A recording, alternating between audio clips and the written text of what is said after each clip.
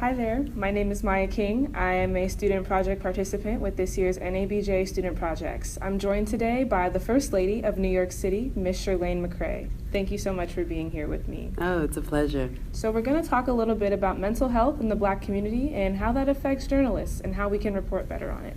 So would you mind telling me a little bit more about your mental health initiative and how that affects New Yorkers? Well, first of all, thank you, Maya, for covering this important topic.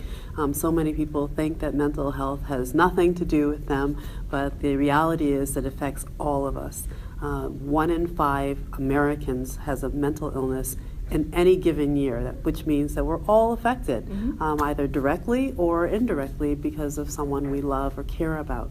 So ThriveNYC is our comprehensive mental health program to really take on the stigma and shame that so many people feel about mental illness and addiction, substance misuse. So many people suffer but are uncomfortable talking about the subject because none of us really grew up with a language or vocabulary to talk about what is their diseases, and they're all treatable.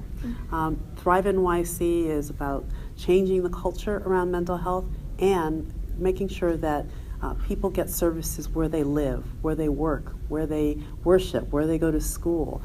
People don't want to travel someplace and go to a big white building through a purple door to get services. They want services in their neighborhoods. And that's what we're trying to do with Thrive. That's wonderful. So you are the First Lady of New York, meaning that a lot of the work that you do is in the community and probably has a little bit of a government tie as well. So how do you combine the two? Have you had to draft any policy or, of course, work with your husband? Well, you know, Thrive is my baby, and of course I work with a great team of experts on this subject, but it's all about the community. One of our principles with ThriveNYC is that we partner with communities. We know that this work can't be done in isolation. This is not about just changing policy on paper. We have to be in the community. Before we launched Thrive, we took 11 months to go to every borough of the city, to many communities, to talk to all the stakeholders in this topic. So it meant we talked with parents, we talked with teachers, we talked with police officers and fire department folks. We talked with consumers of mental health services. We talked with so many different people. I mean, 11 months is what I did like every day. So we talked with as many different types of people as possible, professionals and non-professionals, to make sure that all those who are invested in making sure we get mental health services right have a voice in what we do. So it's about, yes, changing policy, creating policy. We've never had a real mental health system in our country. But we want to get this right in New York City so that we can be a model for the nation, so that other cities can take note of what we're doing and be able to duplicate it or at least use it as a foundation, make change of their own. It means that we have to be successful, of course. Well, you're in the right place, a room of journalists. And that really takes me to my last question, since we are here at NABJ. Yes. What do you think that journalists, reporters can do to really make sure that the reporting that they are doing on mental health is comprehensive and that it's effective, that it has real-world applications?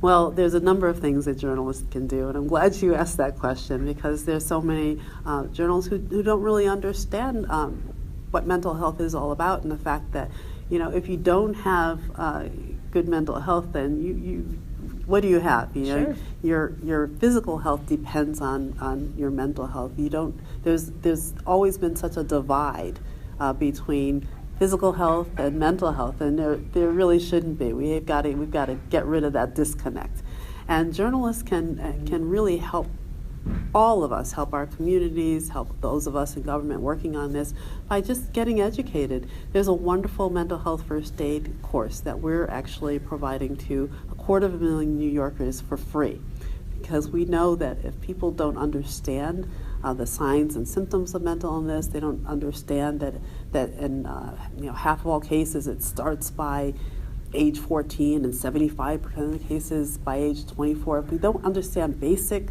concepts like that, then it's very difficult to report on it. right? You can't report on something you don't understand because you don't even know what questions to ask. So I ask journalists to really just learn as much as they can, whether it's by taking a mental health first aid course, which they can go online and look it up and take a class, or by spending some real time reading and talking to experts. Well, sure, and I've taken note of that myself. Thank you so much for sitting down with me. I'm so happy that we could have this conversation, and this was really wonderful. Thank you again. Thank you, Maya. Of course.